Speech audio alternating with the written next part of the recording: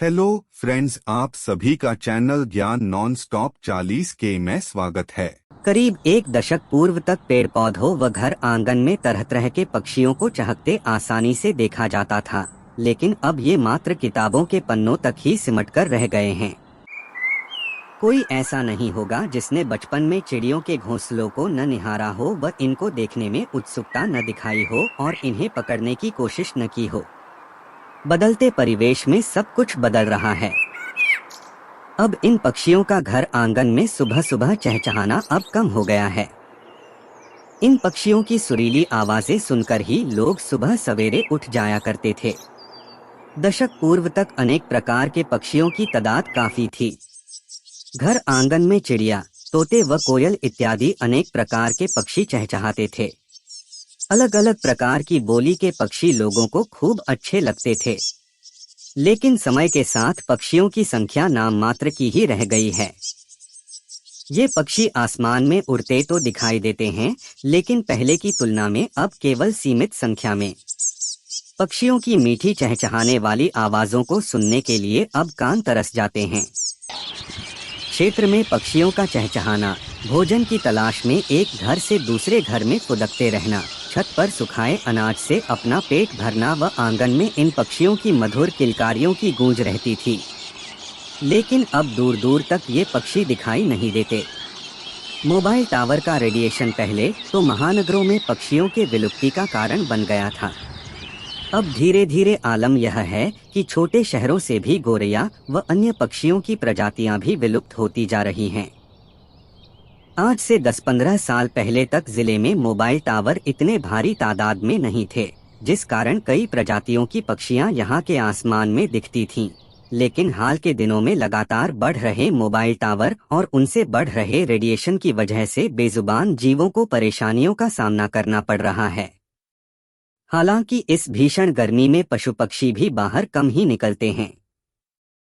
जहां पक्षियां व जानवर अपने अपने घोंसले व मांदों में दुबके रहते हैं, वहीं पक्षी भी आसमान में कलरव करना कम कर देते हैं। लेकिन इन दिनों शहर व आसपास ग्रामीण इलाकों में पक्षियों का कलरव सुनाई नहीं देता है और आसमान में पक्षियों का विचरण भी अब कम ही दिखता है। जानकार बताते हैं कि क्षेत्र में विभिन्न मोबाइल कंपनियों के टावर लगाए गए हैं। इन टावरों से घातक रेडिएशन तरंग वातावरण में फैलती है। दूरसंचार सेवा के लिए गढ़े गए मोबाइल टावर का तरंग पक्षियों के लिए घातक होता है। बड़े बुजुर्ग कहते हैं कि पर्यावरण प्रदूषण के चलते जैव विविधता खत्म हो जा रही है। उन्होंने बताया कि बाग बगीचे खत्म होने व आहार की समस्या से इन पक्षियों के जीने के लिए प्रतिकूल वातावरण उत्पन्न हो गया है। जंगल नष्ट होने से जानवरों को भी रहने के लिए ठौर नहीं मिल पा रहा। नदियों के तटों तक लोग मकान बनाकर रहने लगे हैं। उन्होंने कहा कि अगर यही हाल रहा तो अगले 10 साल में कई अन्य प्रजातियों की पक्षियां विलुप्त हो जाएंगी। रेडिएशन से बेजुबान जीवों की बेवजह मौत होती जा रही है।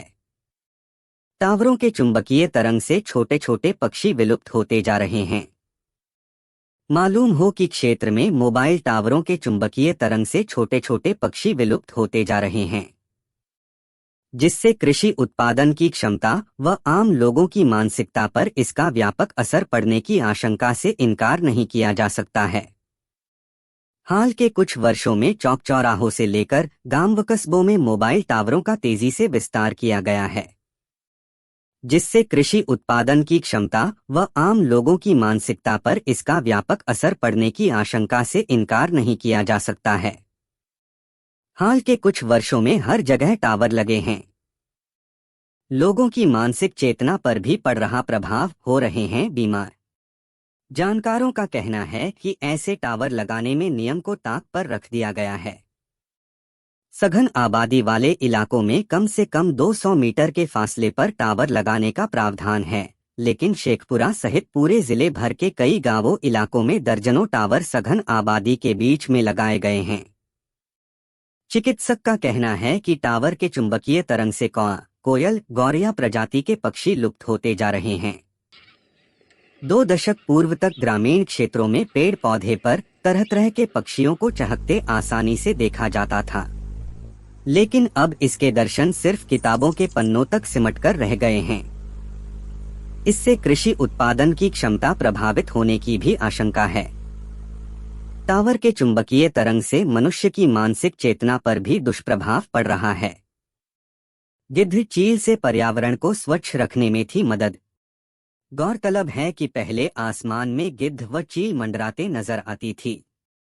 कहीं मरा जानवर फेंका हुआ मिलता था तो काफी संख्या में ये पक्षी इकट्ठे होते थे और देखते ही देखते मरे जानवर को खाकर सफाया कर देते थे। मगर पर्यावरण प्रदूषण व अपने प्रतिकूल उत्पन्न वातावरण के चलते इनके जीवन पर संकट उत्पन्न हो गया। कारण कि अब मरे जानवरों को खुले में फेंकने के सार्वजनिक जमीनें खत्म हो गई हैं। लिहाजा आहार के अभाव में ये पक्षी मरने को अभिशप्त हो गए हैं। कमोबेश यही स्थित गौरैया, कबूतर व कौए का है। पर्यावरण को संतुलित बनाए रखने में ये पक्षी भी अहम भूमिका निभाते हैं। अरियरी प्रखंड के पशुपालन पदाधिकारी डॉ मुकेश कुमार ने बताया कि पंछियों के विलुप्त होने का फैक्टर चाहे जो भी हो, लेकिन सबसे बड़ा कारण इस वैज्ञानिक दौर में तेजी से बढ़ रहे दूरसंचार का माध्यम मोबाइल टावर है, जिसके रेडिएशन के प्रभाव के कारण छोटे छोटे पंछी व जीव जंतु विलुप्त होते जा रहे हैं। बड़ी बड़ी मोबाइल टावर कंपनियों के द्वारा छोटे छोटे गांव से लेकर बड़े शहरों तक में तेजी से अपना पांव पसार चुका है। इसका बुरा असर पंछियों पर पड़ रहा है। ज्ञानवर्धक वीडियोस देखने के लिए हमारे चैनल ज्ञान नॉन स्टॉप 40K के साथ जुड़े रहिए। हम मिलते हैं अपने नेक्स्ट वीडियो में। धन्यवाद।